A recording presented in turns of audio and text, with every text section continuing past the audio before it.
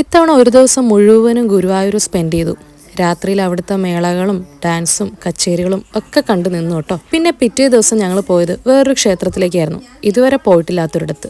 ചാമുണ്ഡി ക്ഷേത്രം, ചാമുണ്ടേശ്വരി ക്ഷേത്രം ഗുരുവായൂർ. വിശ്വാസപ്രകാരം ആദിപരാശക്തിയുടെ ഒരു പ്രധാന ഭാവമാണ് ചാമുണ്ടേശ്വരി അല്ലെങ്കിൽ ചാമുണ്ടാദേവി, ചുരുക്കത്തിൽ ചാമുണ്ഡി എന്ന് നമ്മൾ പറയും. ചണ്ടൻ മുണ്ടൻ എന്നീ അസുരന്മാരെ നിഗ്രഹിക്കാൻ ചണ്ഡികാ പരമേശ്വരിയുടെ പുരികക്കൊടിയിൽ നിന്നും അവതരിച്ച കാളിയാണ് ചാമുണ്ടേശ്വരി എന്നും പറയുന്നുണ്ട്. ശുംഭനിശുംഭ യുദ്ധവേളയിൽ ചണ്ഡികാ പരമേശ്വരിക്ക് തുണയേകുവാനായിട്ട് ഭദ്രകാളി ഇങ്ങനെയൊന്ന് അവതരിച്ചെന്നും പറഞ്ഞു കേൾക്കുന്നുണ്ട്. കേരളത്തിൽ തന്നെ കുറെ ചാമുണ്ഡി ക്ഷേത്രങ്ങളുണ്ട്, പക്ഷെ എന്നാലും എല്ലാം എല്ലാ ദിവസവും നട തുറക്കുമോ എന്നുള്ളത് എനിക്കറിയില്ല. ഗുരുവായൂരിലുള്ള ഈ ചാമുണ്ടേശ്വരി ക്ഷേത്രം എന്തായാലും തുറക്കുമെന്ന് തന്നെയാണ് അറിവ്. ചാമുണ്ടേശ്വരി ക്ഷേത്രത്തിൽ പോയാൽ നവരസ പായസം കഴിക്കണം എന്നുള്ളൊരു ആഗ്രഹം കൊണ്ട് വന്നതാണ്, പക്ഷേ അതെല്ലായിടത്തും നടത്താറില്ല. ഇവർ പറഞ്ഞതനുസരിച്ച് അത് മൂകാംബികയിൽ മാത്രമേ ഉള്ളൂ എന്നാണ് അറിവ്. കാരണം ഇതിന്റെ കൂട്ട് എല്ലാവർക്കും അറിയണമെന്നില്ലല്ലോ. പ്രധാന പ്രതിഷ്ഠകളായിട്ട് ചാമുണ്ടേശ്വരി ദേവിയും വീരഭദ്രനും അടങ്ങിയ ഈ ക്ഷേത്രത്തില് സർപ്പത്താമാരും വിഷ്ണുമായയും നവഗ്രഹങ്ങളും ഒക്കെ കുടികൊള്ളുന്നുണ്ട്. ഇവിടെ ഏറ്റവും കൂടുതൽ ഞാൻ കണ്ടതെന്ന് പറഞ്ഞാൽ നെയ്വിളക്കാണ്. ചാമുണ്ഡി ദേവിക്ക് നെയ്വിളക്ക് സമർപ്പിച്ചു പോകുന്നവർ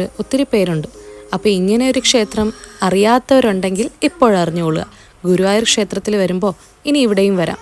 ചാമുണ്ടേശ്വരി ക്ഷേത്രം, ഗുരുവായൂർ ക്ഷേത്രത്തിന് ഏകദേശം 1 കിലോമീറ്ററിനടുത്തായിട്ട് തന്നെയാണ് ഈ ക്ഷേത്രം.